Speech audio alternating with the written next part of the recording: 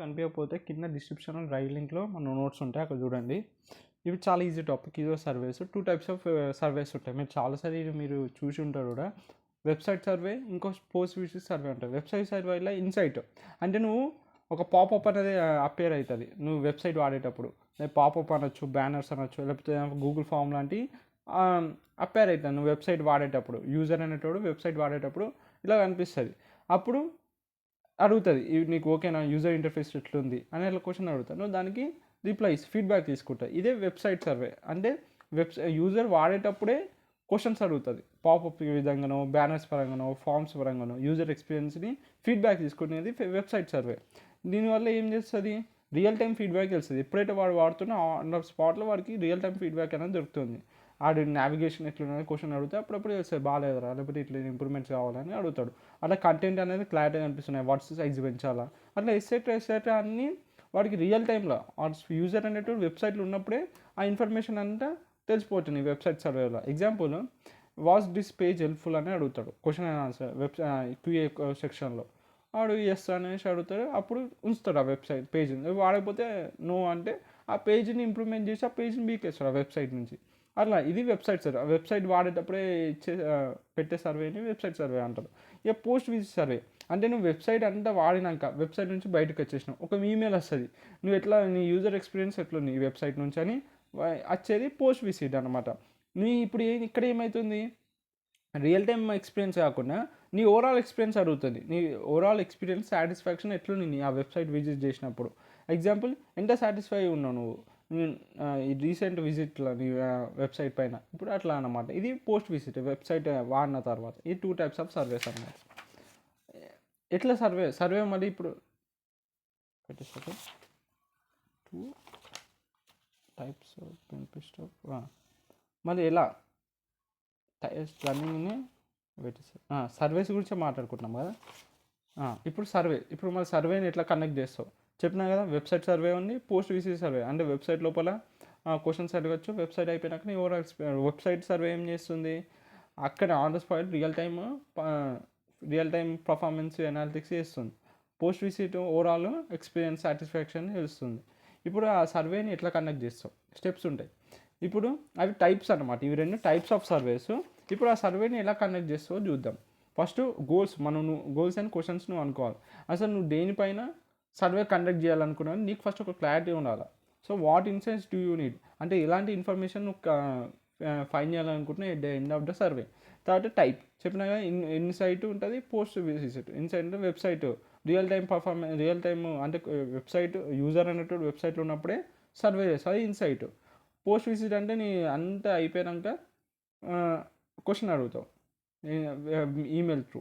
ఇది ఏ type of survey అనేసి నువ్వు ఎంచుకోవాలి సెకండ్ స్టెప్లో. తర్వాత కొన్ని 5 to 10 క్వశ్చన్స్ అడగాల. పెద్ద ఉండాలి, మళ్ళీ షార్ట్ క్వశ్చన్స్లకు ఉండాలి, ఎందుకంటే సర్వేలో అడగడానికి. తర్వాత డిప్లాయ్ చేయాలి, ఇన్సైట్లను డిప్లాయ్ చేయాలి. అంటే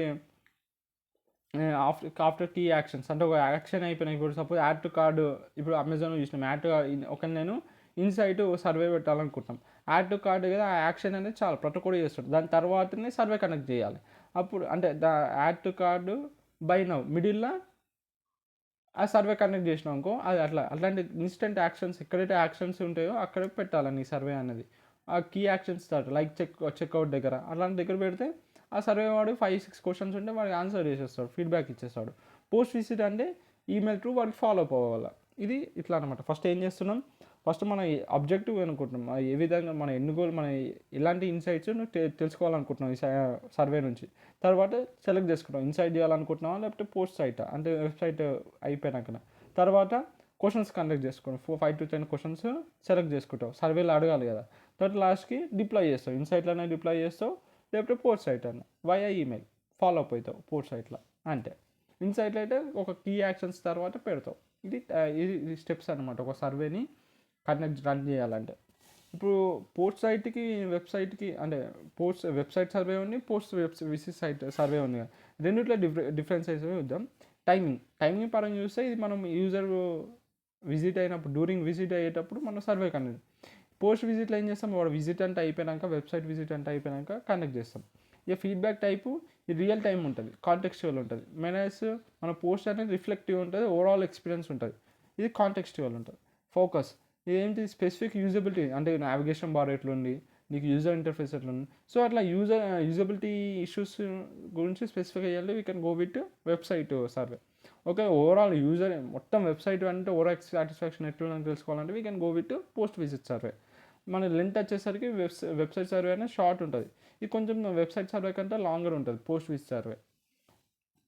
ఇప్పుడు పోస్ట్ విజిట్ సర్వే గురించి మాట్లాడుకున్నాం, ఎందుకంటే ఓవరాల్ సాటిస్ఫాక్షన్ ఇస్తుంది, తెలుస్తుంది మనకి యూజ్ అయ్యి.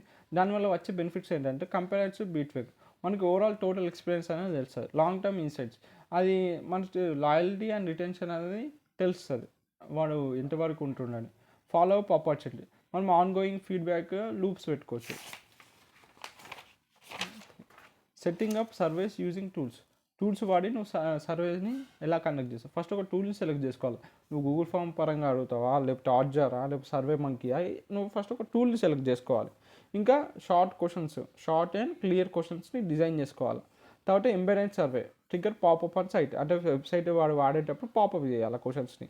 తర్వాత వాడి క్వశ్చన్ని ఆన్సర్ చేస్తాడు కదా, ఆ ఇన్ఫర్మేషన్ని నువ్వు కలెక్ట్ చేసి ఆ డేటాని అనలైజ్ చేసి నీ వెబ్సైట్స్లో వాడు వచ్చిన ఫీడ్బ్యాక్ బట్టి నీ వెబ్సైట్ ఇంప్రూవ్మెంట్ చేయాలి. ఇవన్నీ స్టెప్స్ అన్నమాట. సరే, టూల్స్ని ఎట్లా వాడాలి ఒక సర్వేలో. మళ్ళీ మనకి వచ్చే బెనిఫిట్స్ ఏంటి మరి, ఇప్పుడు సర్వేస్ ఉన్నాయి కదా, ఆ సర్వేస్ అనేవి క్వాలిటేటివ్ అనాలిసిస్, అంటే చాప్టర్ పేరే క్వాలిటేటివ్ అనాలిసిస్. ఈ క్వాలిటేటివ్ అనాలిసిస్లో ఈ సర్వేస్ ఎట్లా వెళ్ళిపోతున్నాయి మరి అంటే, దీనివల్ల మనకి వచ్చే ఏంటంటే డైరెక్ట్ ఫీడ్బ్యాక్ తెలుస్తుంది, యూజర్ అనేటోడే ఫీడ్బ్యాక్ ఇస్తున్నాడు కాబట్టి. Cost efficient, scalable, easy to reach అన్నమాట. వాడికి ఏం పెద్ద పైసలు కట్టాల్సిన అవసరం లేదు. కస్టమర్ వాడేటప్పుడే మనకి ఇన్సైట్లను, ఆ తర్వాత పోస్ట్ సైట్లను మనకి యూజర్స్ని ఈజీగా రీచ్ అవుతున్నాం. ఫీడ్బ్యాక్ తీసుకుంటున్నాం మన వెబ్సైట్ గురించి. ఏమైనా ఇంప్రూవ్మెంట్స్ ఉంటే అప్పుడప్పుడు చేసుకుంటాం. యూజర్ సెంటర్ డిజైన్, యూజర్ని ఎలాంటి ఎక్స్పెక్టేషన్స్ ఉన్నాయి యూజర్ సైడ్ నుంచి, వాడికి ఏమి ఇంప్రూవ్మెంట్స్ కావాలో తెలిసిపోతున్నాయి.